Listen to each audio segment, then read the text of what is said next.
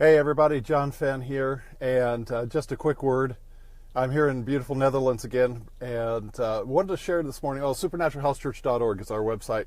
Yes, I'm sitting in a car again in the Netherlands, and actually waiting at a train station for a friend to get in. But wanted to talk today about the season of life. In John chapter 7, verses 4 through 7, Jesus, it says, the Feast of Tabernacles is at hand.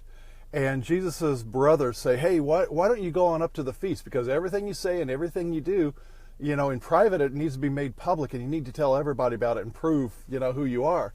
And it says, the scripture says, for they did not yet believe on him.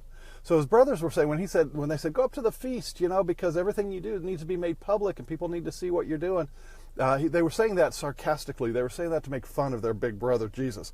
Now, of course, the Lord would, later, James and John in particular, who are named as his brothers, would become the authors of the New Testament letters from James and John, or James and Jude, excuse me. My apologies. A little tired here. Lots going on. Long time here in the Netherlands. A couple of weeks away from the house.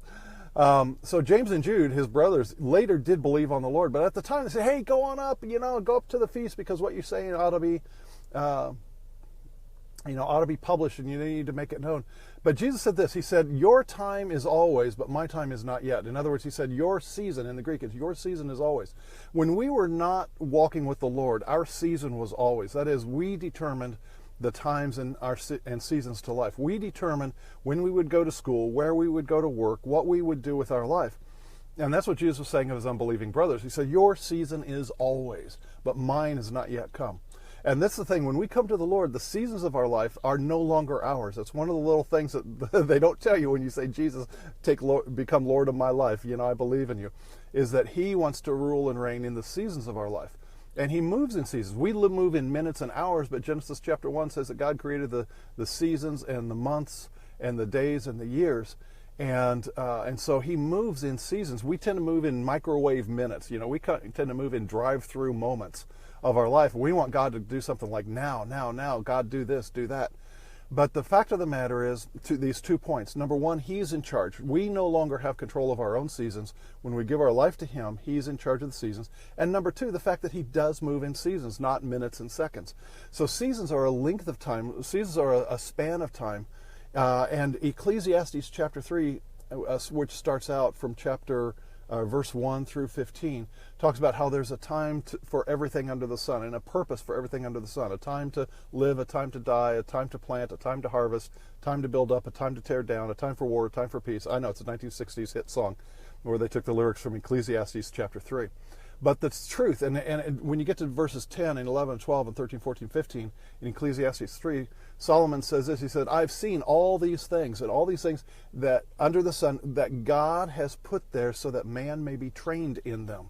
So in the first 10 verses or so, Solomon is listing all the seasons of a person's life. And he says, and they are there that a person may be trained in them. See, when Jesus told his brothers, his unbelieving brothers, your time is always, your season is always, but mine is not yet. That their lives were in their hands. There was no purpose to each season of life. They didn't necessarily gain any wisdom from each passing season of life. But when we come to the Lord, and now he moves in seasons and not minutes and seconds, longer spans of time in which there is a lesson, in which there is an intention. In fact, Ecclesiastes 3:15 says, that which has been is now, and that which will be has already been. In other words, the things which God works in us are things that we've learned before, things that we should have learned before but haven't, and that there is a purpose for this training. And so what I want to encourage you in, and just a brief word this morning for you, if you're watching it from the U.S. this afternoon here in Europe, is that the seasons of our life are God's. They're no longer ours. So stop thinking in terms of minutes and seconds, and start thinking in terms of seasons.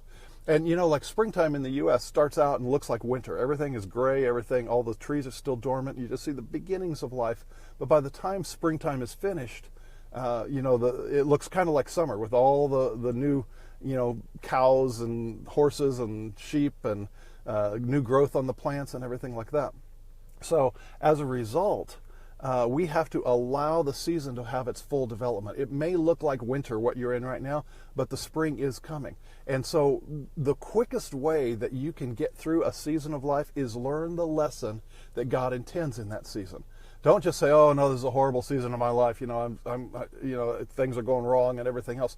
The quickest way through the season is to do what Ecclesiastes 3 talks about in verses 10 through 15. Is that there is a reason, there is a purpose for all these different seasons: a time to live, a time to die, a time to build, a time to tear down, a time to plant, a time to harvest. Determine what the season is in your life right now, what's going on right now, what is that span of time, not in minutes and seconds, but rather seasons, a length of time, a span of time, and ask in your heart, what is God dealing with me, and what is this about?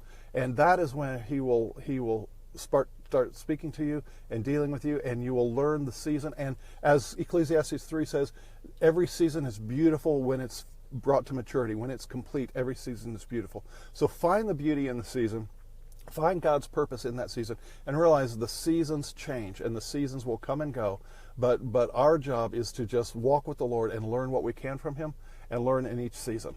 All right, gotta go. I hope that's a blessing. See you next week.